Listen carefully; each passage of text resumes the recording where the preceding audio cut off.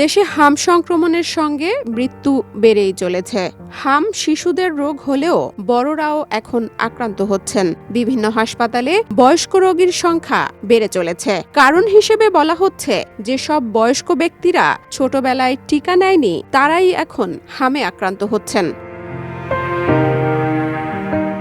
অন্যদিকে হামের ৫০% নমুনা পরীক্ষায় B3 জিনোটাইপ ভাইরাস শনাক্ত হয়েছে। জনস্বাস্থ্য ইনস্টিটিউটের ল্যাবরেটরি পরীক্ষায় এ ভাইরাসের উপস্থিতি পাওয়া গেছে। টিকা দেওয়ার ব্যর্থতা এবং টিকাদানের ঘাটতির কারণে এ ভাইরাসটি দেশে ছড়িয়ে পড়েছে বলে জানিয়েছেন বিশেষজ্ঞরা।